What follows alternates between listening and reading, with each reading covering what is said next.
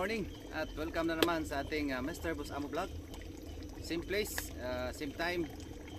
Dito na naman tayo sa ating farm. So ngayong araw guys, ang ating topic ay kung ano yung i-spray natin after tayo mag-harvest. So yan ang ating pag-uusapan dito sa ating vlog for today. So guys, ito na. Dalawang insecticide at saka isang fungicide ang gagamitin natin after tayo mag-harvest. So ito yung maintenance natin guys. Kasi nag-harvest tayo ngayong araw na to. After tayo mag-harvest, kailangan mag-spray tayo para wala makapasok na naman ng mga insekto. So unang-una guys, ito yung gamit namin na insecticide, Marshall. Para to sa fruit fly, pang protect namin sa fruit fly, sa thrips, leaf miner at saka sa fruit worm. Lalo na pag meron kayong mga talong dyan o kamatis, pwedeng pwede ito kasi meron siyang black borer para sa black borer at saka sa seed borer. So marami siyang gamit guys. Kaya ko nagustuhan itong itong insecticide na to dahil meron siyang pang-control sa fruit fly, lalo na sa leaf miner at saka sa thrips. So ang kapares nito guys ay Solomon. Sa mga nagtatanong dyan kung ilan ang timpla dito sa isang knapsack sprayer, ay 3 kutsara lang para sa maintenance natin after tayo mag-harvest. Ang kapares naman niya guys ay Solomon. Ito nga pala ang active ingredient nito ng Marshall na to ay carbosulfan. So tigasin talaga ang kanyang mga active ingredient. Kaya pinarisan ko siya ng Solomon. Ito guys, ang active ingredient naman nitong Solomon na to ay beta cycloprotrin at saka imidacloprid at saka cyclone xanon. So ito naman ay pang control namin sa white flies, yung mga insekto na sumisipsip sa ating mga dahon. Ang timplada naman dito guys sa Solomon na to guys, lalo na yung mga may may umbok, talong, maganda din to. Pagka may fruit fly naman, ito gamitin nyo guys, combination nyo lang sa Marshall at saka itong Solomon na to. So ang timpla namin dito na ginawa namin dito is 1 tablespoon lang sa isang knapsack sprayer. Pero pinagsama namin itong dalawa para mas mabisa talaga siya. Strong talaga ang ating timplada ngayong araw na ito. So after tayo mag-harvest, and then meron tayong fungicide kasi tingnan sa likuran ko, maambon talaga siya.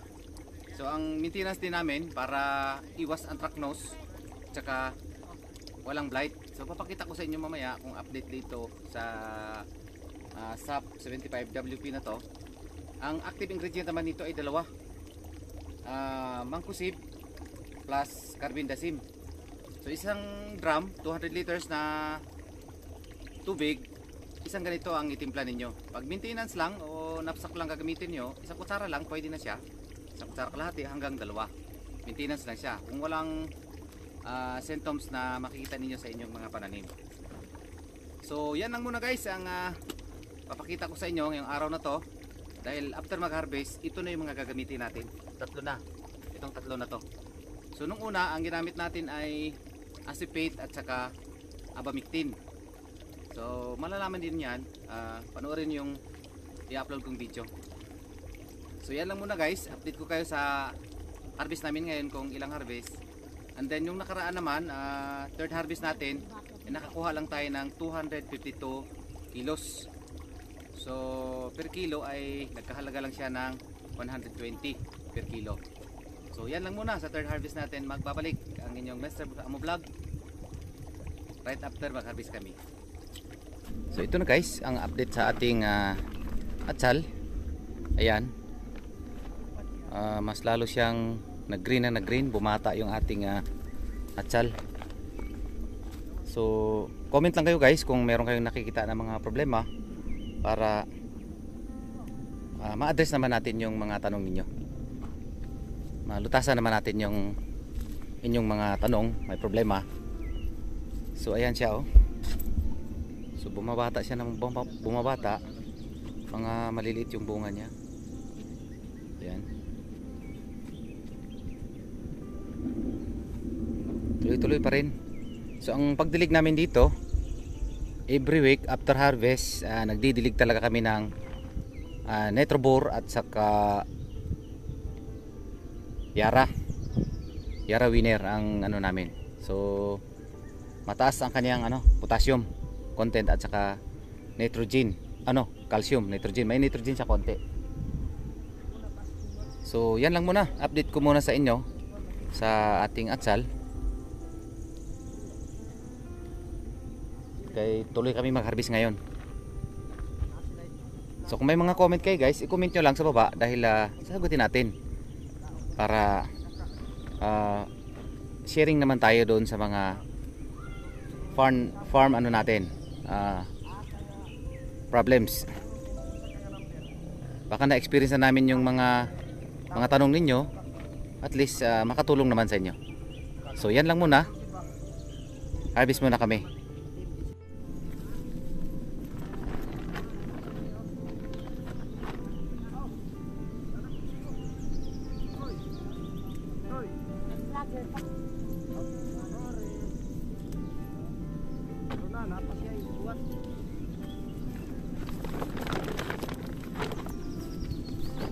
So makintab ang bunga ng atsal natin guys.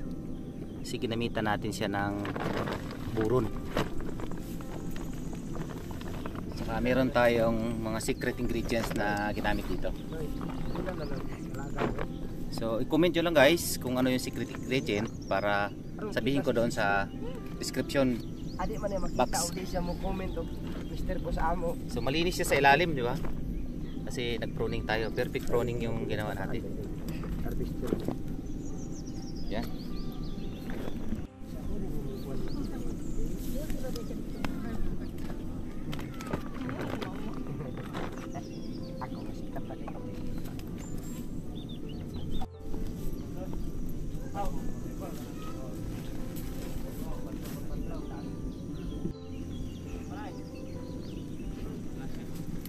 Hello guys, at nag-aani kami ng atsal ngayon. Sira ito. Ano na siya? Daot.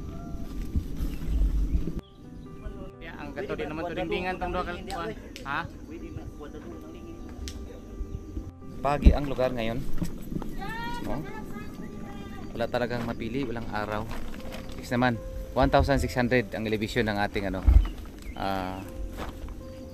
na patungan na bundok. Kaya medyo siya maambon talaga. Hindi maambon. Pagi lang Diri siya. ka padulong dai. Diri ka padulong. Maulap talaga, maulap. Yan. Tuloy na tayo, harvest. Mga boss. Ang kuan naman ang dungag mo na. So ayan yung sako. Bakit ba may butas yung sako?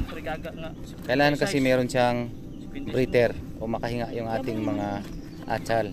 Kasi pag hindi siya binutasan ay mabasa-basa po siya pagdating doon sa Cagayan de Oro. Kasi diyo. Yan. So ang ginamit namin diyan para pangbutas ay ano lang, kabilya lang na putol, tapos ininit namin siya. Ay, labukan ka! Yung mainit na siya, tinusok na namin doon sa sako para magkaroon siya ng butas. Yan lang. Kasi pag bumili ka ng ano ba 'yon? Screen sack ay mahal. Ito na lang.